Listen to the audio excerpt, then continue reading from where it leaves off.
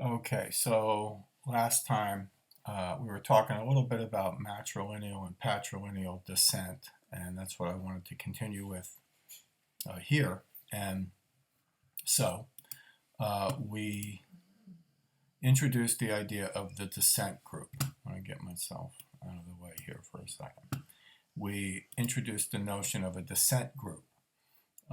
This is a group of people who recognize a common ancestry or a common identity and who cooperate with each other for certain purposes, and that unilineal descent groups are related through only one sex.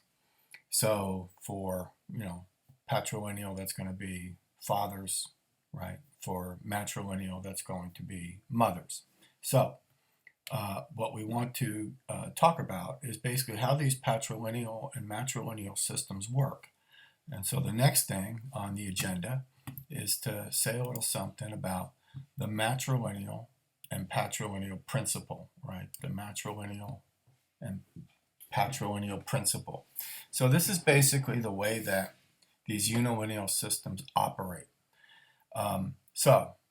Again, very basically, the patrilineal principle states or says that, well, here, first of all, patrilineal systems operate according to the patrilineal principle, right? And matrilineal systems operate according to the matrilineal principle.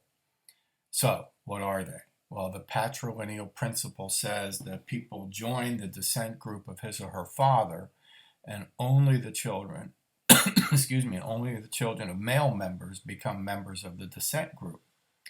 People are then primarily related to ancestors and relatives of fathers, and property is inherited by sons from fathers. Okay?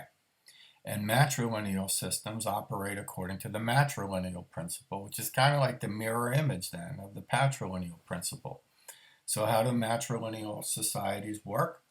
According to the matrilineal principle, which says that everyone joins the descent groups of his or her mother, and only the children of female members become members of the descent group. That people are then related to ancestors and relatives of mothers. Property is then inherited from mother or from mother's brothers. Okay. All right. So that's the matrilineal principle and the patrilineal principle. So understanding that, now we can talk about these descent groups. So first of all, before we talk about the different types of descent groups, we understand that this patrilineal and matrilineal principle, just like principle of kinship in general, right, influences different things. And one of the things it's going to influence is what kinds of obligations do we have to our relatives, right? What do we owe to our relatives? So certainly if we are a unilineal society like a patrilineal or a matrilineal society, then we're going to owe and we're going to have different kinds of obligations and responsibilities to the relatives on one side of our family than we are to the relatives on the other side of the family, right? If we are, for example, a patrilineal society, we're going to have different obligations and responsibilities to our father's side of the family than to our mother's. Now, the other thing that these principles affect is inheritance of property. Who gets property? Who inherits property? Now, we kind of already talked about that a little bit. Remember back when we were discussing the new heir and we were talking about marriage. We talked about different marriage customs that assured the continuity of the inheritance of property right through the lineage. All right, and so that's what we mean here. The matrilineal and patrilineal principle define who's going to inherit property. Okay, all right. So let's move on here. Now we get to different types of unilineal descent groups, and we're going to start with the matrilineal and the patrilineal extended family. right? So that's, in fact, we're going to build our way up. So we have the matrilineal and the patrilineal extended family. So the way we define an extended family is what's based on descent, right, from an ancestor who lived 3 or 4 generations ago. Okay, so the extended family based on descent from an ancestor that lived 3 or 4 generations ago. Now, this extended family might be a unit of production, right? If we think about, maybe an agrarian, an agricultural society, right? This extended family might actually be a little labor force, a unit of production who cooperate and work. And then they're also going to share different kinds of ritual responsibilities. All right. So here you get, again, I want to emphasize this idea, right, that kinship and these kinds of indigenous or traditional or folk societies, or whatever we want to call them, right, becomes the organizing principle of everything, right, in society. So here, if I'm saying, well, the extended family is a unit of production that cooperate and work, then we're talking about the role of kinship in the organization of economic life. If we say they also share ritual responsibilities, then we're talking about how kinship, is the thing under which religion, right, gets organized. It's the organizing principle of religion as well. Okay, so that's a kind of a message that has been going through all this so far. All right, so let's move on to the next one. So we have the extended family, right, based on descent from an ancestor that lived 3 or 4 generations ago. Then the next level, right, of descent group would be the lineage. We've already been using that word lineage. And now we would talk about the matrilineage or the patrilineage.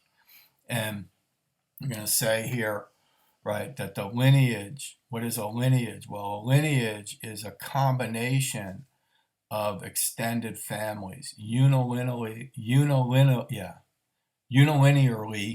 extended families, right? So they're claiming an ancestor 5 or more generations ago.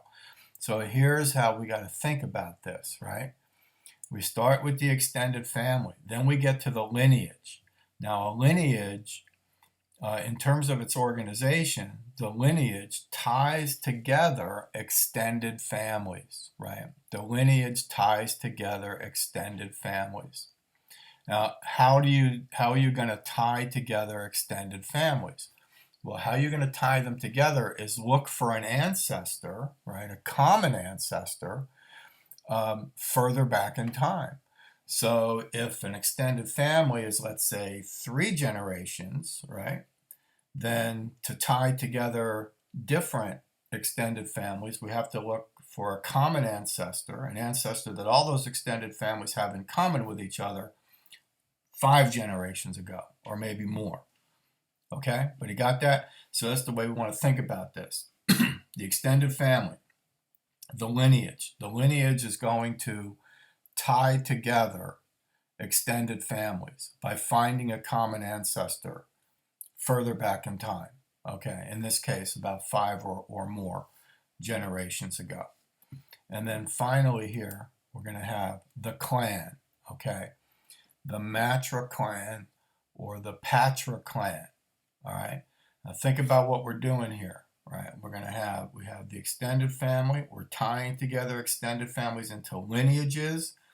And then what the clan does organizationally is it ties together lineages, okay? And so to do that, right, you got to go back even further in time, right, to find a common ancestor that all those lineages have in common with each other, okay? So the clan here is claiming a common ancestor, we're going to just say from the distant past, all right? Okay, so extended family, right? Lineages tied together extended families, and clans tied together lineages. All right, now there's a couple of other things we'd want to say about clans, typically, right?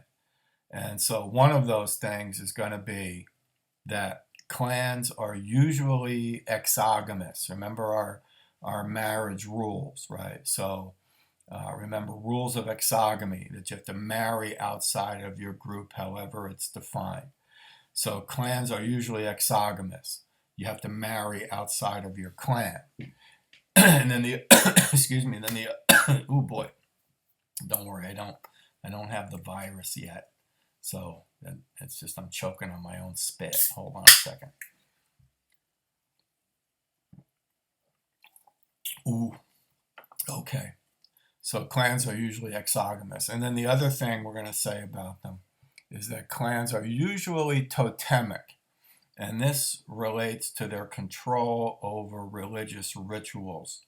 And I have this little inserted box down here. Okay. Let's find a nice color for you. I have this little inserted box down here, right, of examples of different unilineal systems. And I'm actually going to stop what I'm doing here, and I'm going to talk about this little box at the beginning of the next part. So this is the way we're going to start part 5. Okay? All right, and I think that's it. All right, so we'll see you soon. I'm gonna save this all, and I know I screwed up in the last one because I didn't edit it very well. You know, when you're doing this stuff on a Mac, it's a little more complicated. You know, I'm surprised to see that, but it's a little more complicated, and I have to trim stuff from the front and the back of the video, so you get to see me struggling with the technology at the beginning and the end of those videos if you're looking at them on YouTube. So anyway, see, it doesn't take long. See, the zombies are asleep already. My lectures put her to sleep pretty quick, and I hope that's not the effect they're having on you. So we'll see you soon, okay? Stay strong.